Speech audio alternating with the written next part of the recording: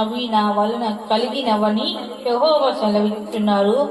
ఎవరు దీనులై నలిగిన హృదయం గలవారై నా మాట విని వణుకుచుండునో వానిని నేను దృష్టించుచున్నాను అని మన ప్రభు అయిన యేసుక్రీస్తు యెహోవా దేవుడు ఆయన మనకి సెలవిస్తున్నాడు. కాబట్టి ఎవరి మీద ఆయన దృష్టి ఉంటుందంట, ఎవరైతే ఆయన మాట విని ఆయనకు వణుకుతారో, ఆయన మాట ప్రకారంగా జీవిస్తారో వారంట, వారి మీద యెహోవా దృష్టి ఉంటుందంట. మన మీద మనం చూసుకున్నట్లయితే ఇప్పుడున్న పరిస్థితుల్లో మన మీద దేవుని దృష్టి ఉందా లేదా అనేది మనం గ్రహించుకోవాలి.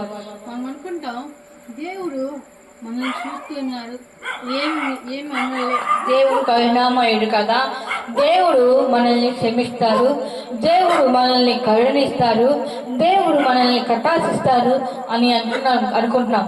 కానీ దేవుడికి కోపం తెప్పించే పనులు మనము ఎంత మాత్రము చేసేవాడిగా మనము ఉండకూడదు. దేవుని దృష్టి ఒక్కసారి తప్పిపోయినట్టే మళ్ళీ ఆ దృష్టిని సంపాదించుకోవడం చాలా కష్టం. కాబట్టి ఇక్కడ చెప్తున్నానంట, ఆయన మాట వినాలి అంట, ఆయన మాటకు వణకాలంట, ఆయన మాట శ్రద్ధగా గైకొనాలంట. ఆ ప్రకారంగా చూసుకున్నట్లయితే మనము ఈ దినాల్లో చాలా విషయాల్లో ఆయన మాట వినకుండా తప్పిపోయే లెక్కలో మనము ఉన్నాం. కానీ ఆ విధంగా మనము ఉండకూడదు.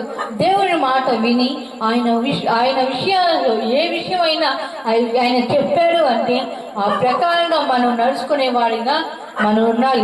ఎప్పుడైతే దేవుడిని చెప్పే ప్రతి ఒక్క మాట మనం వినేవాడిగా ఉంటామో ఆయన ఖచ్చితంగా మన మీద దృష్టి ఉంచే విధంగా ఉంటారు. దేవుడు ఆయన కనుచూపు మేరలో మనం ఉండాలి. ఎప్పుడైతే ఆయన కనుచూపు మేరలో మనం తప్పిపోతామో ఈ లోకంలో ఎవరి సహాయము మనం చేసినా ఆ సహాయం అంతయు వ్యర్థమే. దేవుడి సహాయము లేకుండా మనుషుల సహాయం ఎంతో మాత్రం చేసినా ఆ సహాయం వ్యర్థమే గాని ఫలితం మనము చూడలేము. కాబట్టి సొలొమోను మహారాజు చూసుకున్నట్లయితే ఆయన్ని రాజుగా చేసినప్పుడు ఆయన ఒక మనవి దేవుని కొరకు ప్రార్థన చేశాడంట.